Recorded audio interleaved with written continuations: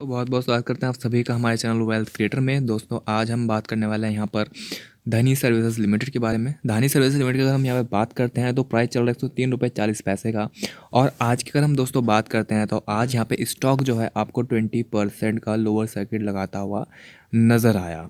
ठीक है, हालांकि मैंने धनी सर्विसेज के ऊपर काफ़ी पहले वीडियो बनाई थी, तो ऊपर एविडेंस में आपके लिए वीडियो डाल दूंगा जो मैंने पहले बनाई थी। तो उसमें मैंने आपको साफ मना किया था कि धानी सर्विसेज एक ऐसी कंपनी इसको आप यहाँ पे बाइंग करने की बिल्कुल भी ज़रूरत नहीं है। हालांकि जब मैंने वीडियो बनाई थी तब अप्रोक्सीमेटली 250 रुपये के अप्रोक्सीमेटली प्राइस चल रहा था, 250 रुपये। तो अब मेरा ध्यान दोबारा गया है इसके ऊपर, तो यहाँ पर मैंने देखा कि 103 रुपये प्राइस चल रहा है। तो मतलब बहुत ही ज़बरदस्त गिरावट है। उस टाइम भी मैंने बोला था गिरावट बहुत जल्द आने वाली है, ऐसी कंपनी को बाय नहीं करना चाहिए। तो ऐसी कंपनी के पीछे रीजंस क्या है कि आपको बाय नहीं करना चाहिए, ऐसे क्या प्रॉब्लम्स है, क्या यहाँ पे सिचुएशन बनी हुई है, तो आपको यहाँ पर बताया जाएगा। वीडियो में दोस्तों लास्ट तक ज़रूर बने रहिएगा। और साथ ही दोस्तों चैनल को सब्सक्राइब भी कर लेना। सब्सक्राइब के साथ यहाँ बेल आइकन को हिट भी ज़रूर कर देना ताकि आने वाले वीडियोस में आपको मिलती रहे। दोस्तों अगर हम बात करें धानी सर्विसेज लिमिटेड की यहाँ पर मार्केट कैप की, तो आपको देखने को मिलेगा मार्केट कैप है 6209 करोड़ की। करंट प्राइस चल रहा है 103 का, हाई लगाया था 380 का। यहाँ पर 380 का जो हाई है दोस्तों वो 52 वीक्स में है। ठीक है, हालांकि मैं आपको यहाँ बता दूँ कि जो इसका हाई था कंपनी का वो 800 रुपये तक था। 800 रुपये, ठीक है। कब था, कैसे था, सब कुछ आपको यहाँ पे वीडियो में बताया जाएगा, बस आपने लास्ट तक वीडियो देखनी है। ठीक है, और जो उसका लो है 103 रुपये का है, जो कि इसने आज ही यहाँ पर लो लगाया है। स्टॉक की आरओसी की बात करें तो 3.40 की है। मैं हमेशा कहता हूँ देखो फाइनेंस से रिलेटेड है ये कंपनी। ठीक है, फाइनेंस सेक्टर को बिलोंग करती है कंपनी। तो फाइनेंस में हमेशा आपको बोला है कि 10 से लेके 15% की आरओसी अगर होती है तो कंपनी अच्छा खासा परफॉर्म करे, यानी कंपनी का जो फाइनेंशियल चल रहा है वो काफ़ी अच्छे चल रहे हैं। लेकिन यहाँ पर आरओसी देखने को मिलती है 3.40, यानी कि आपको देखने को मिलेगा कि काफ़ी ज़्यादा डाउन है। आरओई भी मैंने सेम कहा कि 10% से लेकर 15% की आरओई होनी चाहिए, लेकिन यहाँ पर आरओई -4.64% दिखाई दे रही है। हालांकि बुक वैल्यू 84.40 रुपीज़ है, फेस वैल्यू 2 रुपीज़ है यहाँ पे। ठीक है, इसी के साथ दोस्तों अगर हम बात करते हैं कि इसमें यहाँ पर जो इसके सेक्टर है उसमें कौन कौन सी कंपनी आती है, तो देखते हैं सेक्टर में फाइनेंस सेक्टर है यहाँ पर। और इसमें टॉप पर जो आती है बजाज फाइनेंस आती है। दोस्तों मैंने बजाज फाइनेंस के ऊपर वीडियो बनाई थी, तो बजाज फाइनेंस से बेहतरीन कोई कंपनी है नहीं यहाँ पर फाइनेंस सेक्टर में, अगर मैं आपको बोलूँ तो।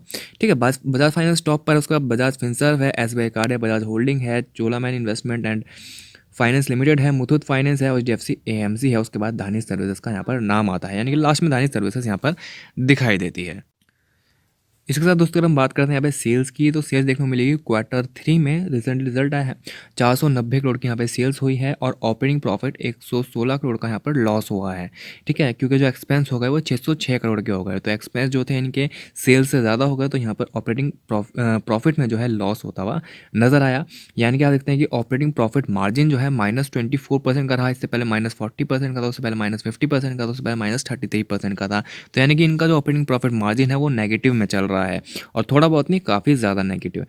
ठीक है, उसके साथ कंपनी ने यहाँ पर जो है इंटरेस्ट पे किया 59 करोड़ का, और डेप्रिसिएशन लिया 25 करोड़ का। ठीक है, उसके साथ है प्रॉफिट बिफोर टैक्स निकल के आया -189, यानी कि 189 करोड़ का लॉस हो गया कंपनी को। और उसके बाद -15% यहाँ पे टैक्स भी दिया गया। तो टैक्स देने के बाद 15% टैक्स देने के बाद यहाँ पे बचता है 218 करोड़, वो भी लॉस।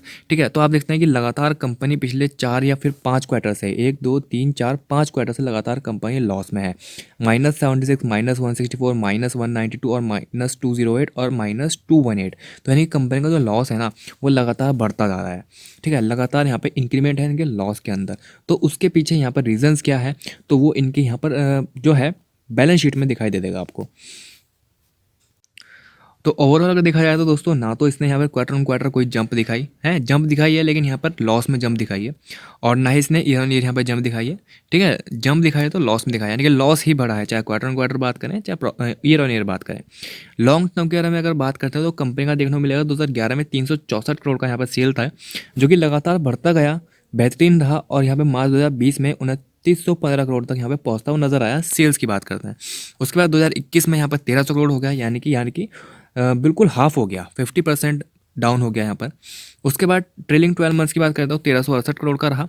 तो आप देख सकते हैं कि 2020 में इसने हाई लगाई थी सेल्स 2915 करोड़ की। उसके बाद से लगातार सेल यहाँ पर डाउन दिखाई दे रही है। वहीं दोस्तों नेट प्रॉफिट की अगर हम बात करते हैं तो कंपनी को जो नेट प्रॉफिट यहाँ पर हाईएस्ट नेट प्रॉफिट हुआ था वो 459 करोड़ का हो रहा था। ठीक है, अगर हम बात करें 459 करोड़ इनको कब हुआ था, तो आप देख सकते हैं कि यहाँ पर 2019 में जब इन्हें 1993 का यहाँ पे सेल्स जनरेट करी तो उस वक्त इनको यहाँ पर 459 करोड़ का प्रॉफिट हो रहा था। उसके बाद से यहाँ पे मात्र 4 करोड़ का रह गया। भले ही सेल्स बहुत हाई गई, टॉप पर गई, लेकिन प्रॉफिट जो है मात्र 4 करोड़ का हुआ। ठीक है, उसके बाद जो ट्रेलिंग 12 मंथ्स की बात करते हैं या फिर 2021 की बात करते हैं तो देख सकते हैं यहाँ पर 225 करोड़ का लॉस, और ट्रेलिंग 12 मंथ्स की बात करते हैं 783 करोड़ का लॉस। यानी कि लॉस देख सकते हैं, लॉस कंपनी को बहुत ज़्यादा हो रहे हैं।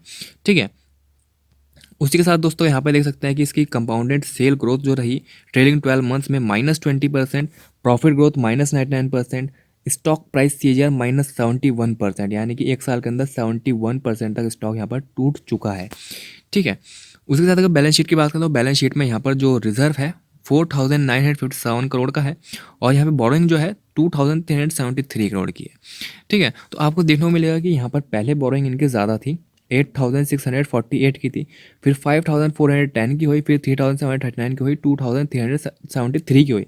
ठीक है, अब बहुत सारे लोग बोलेंगे देखो सर बोरोइंग घट रही है तो एक प्लस पॉइंट है, लेकिन मैं आपको बता दूं फाइनेंस सेक्टर के लिए प्लस पॉइंट नहीं बल्कि नेगेटिव पॉइंट है। फाइनेंस सेक्टर के लिए नेगेटिव पॉइंट होता है, क्योंकि देखो अगर यहाँ पे बोरोइंग ही नहीं होगी तो काम कैसे चलेगा। इनका काम क्या होता है, यहाँ पर पैसा बोरो करना और उसके बाद कस्टमर को जो है उसके ऊपर इंटरेस्ट देना या फिर इस टाइप का काम होता है। तो यानी कि इनके पास पैसा ही नहीं है। काम का सबसे बढ़िया कब तक था, जब यहाँ पे हाईएस्ट बोरोइंग थी 8648, 2019 की बात करते हैं, तो तभी आपको प्रॉफिट भी हाई देखने को मिल रहा था। तब अच्छी खासी बोरोइंग थी, काम अच्छा खासा हो रहा था, लेकिन उसके बाद से बोरोइंग लगातार कम हो रही है, यानी कि कंपनी डाउन जा रही है, कंपनी खत्म होने के कगार की तरफ बढ़ रही है, जिसकी वजह से स्टॉक प्राइस भी 800 रुपये से सीधा आपको यहाँ पर 100 रुपये पे देखने को मिल रहा है दोस्तों। ठीक है, और हालत मतलब काफ़ी ज़्यादा ख़राब है। 755 करोड़ के यहाँ पे फिक्स एसेट से 409 करोड़ और 426 करोड़ यहाँ पर देख सकते हैं काफ़ी ज़्यादा फिक्स एसेट भी गिरते हुए नजर आए हैं। ठीक है, उसी के साथ दोस्तों यहाँ बात करते हैं हम इसकी शेयरहोल्डिंग पैटर्न की। तो शेयरहोल्डिंग पैटर्न में यहाँ पर 30% प्रमोटर की होल्डिंग है, 27.16% यहाँ पे एफआई की होल्डिंग है, 1.41% यहाँ पे डीआई की होल्डिंग है, पब्लिक की होल्डिंग यहाँ पे 38.15 दिखाई देती है। अदर्स में यहाँ पे आ जाता है 3.23। हालांकि दोस्तों मैंने धानी सर्विसेज को बहुत पहले ही आपको मना करता था, जब तो ये अच्छा खासा प्राइस चल रहा था, 250 रुपये का अप्रॉक्सीमेट प्राइस चल रहा था, तब मैंने मना कर दिया था कि इसको बाइंग बिल्कुल ही मत करना। लेकिन फिर भी अगर आप लोगों ने बाइंग करी है और मेरी वीडियो नहीं देखी तो फिर आपने काफ़ी बड़ी गलती यहाँ पर कर दी है। ठीक है, तो जो इसके हालात अभी दिखाई दे रहे हैं ये ऑलरेडी प्रिडिक्ट हो चुके थे पहले। दोस्तों हम यहाँ गए चार्ट पर और देखते हैं भाई धानी सर्विस का चार्ट लगा हुआ है, 1 मंथ की दोस्तों कैंडल लगी हुई है। करंट प्राइस चल रहा है 103.40 का यहाँ पर। ठीक है, हालांकि हम अगर बात करते हैं यहाँ पर हाई की, जैसे मैंने आपको कहा कि 800 रुपये तक हाई गया था, तो आप देख सकते हैं कि यहाँ पर इस जगह पर 800 रुपये का हाई दिखाई दे रहा है, यानी कि स्टॉक काफ़ी अच्छा परफॉर्म कर रहा था। लेकिन कब तक, तो वो भी चेक कर लेते हैं एक बारी कि यहाँ पर कौन सा ईयर था जब तक यहाँ स्टॉक ने जो है हाई लगाया था। 2018 सितंबर की बात है, 2018 सितंबर की बात है। 800 रुपये यहाँ पर हाई गया स्टॉक, उसके बाद से स्टॉक ने नीचे की रैली बनाई, ऐसी रैली बनाई कि स्टॉक रुका ही नहीं और सीधा यहाँ पर आ गया 100 रुपये के लगभग पे। उसके बाद से स्टॉक ने वापस 800 रुपये को कभी मुड़ के भी नहीं देखा।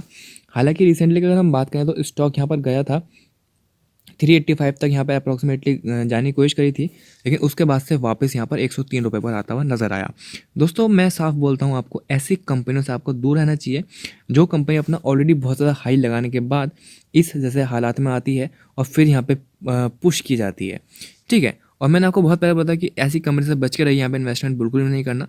और जैसे कि आपको पता है कि कंपनी किस टाइप के रिजल्ट दे रही है, किस टाइप का यहाँ पे कामकाज कर रही है, अपनी जो बोरोइंग है, कंपनी के पास जो पैसा है वो लगातार कम हो रहा है, तो ये भी इसके लिए एक नेगेटिव पॉइंट है। कंपनी यहाँ पे दिवालिया भी हो सकती है। ऐसा नहीं है कि यहाँ पे कुछ नया हो रहा है कि मान लो ये कंपनी अगर दिवालिया हो जाती है तो इसमें कुछ नया होता है, ऐसा कुछ भी नया नहीं है।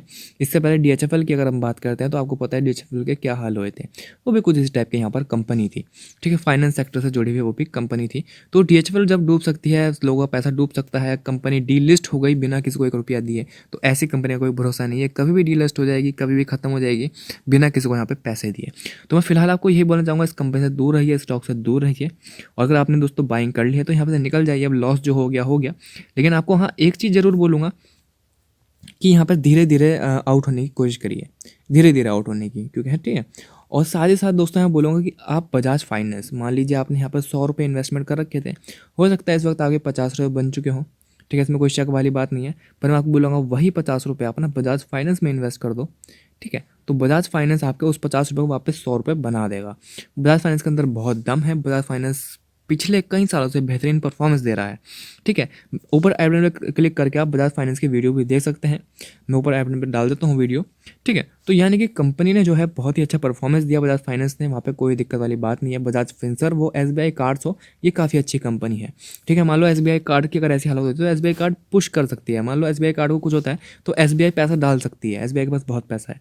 लेकिन ऐसी कंपनियां जब डाउन जाती हैं तो उनके पास पैसा नहीं होता, सिर्फ बिकने के लिए ही तैयार होती हैं और कुछ भी नहीं होता यहाँ पर, ठीक है। तो दोस्तों फिलहाल के लिए इतना ही। अगर आप अटक चुके हो तो आप एक बार अपने फाइनेंशियल एडवाइजर ज़रूर पूछें और उसके बाद ही डिसीजन लें, कि मैं यहाँ पे सिर्फ नॉलेज प्रोवाइड करने के लिए बैठा हूँ, ना कि आपको यहाँ पर फाइनेंशियल एडवाइस देने के लिए कि आपको क्या करना चाहिए, ठीक है। पैसा आपका है, लगा आपने रखा है तो आप सोच समझ के यहाँ पर इन्वेस्टमेंट कीजिए और साथ ही यहाँ पर अपना ड्यू डिलिजेंस ज़रूर कीजिए और साथ में फाइनेंशियल एडवाइजर ज़रूर पूछिए और उसके बाद ही कोई भी डिसीजन लेने की सोचेगा दोस्तों। तो दोस्तों फिलहाल इतना ही, मिलते जल्दी अगले वीडियो में, और तब तक के लिए आप हमारे चैनल को सब्सक्राइब ज़रूर कर लीजिएगा।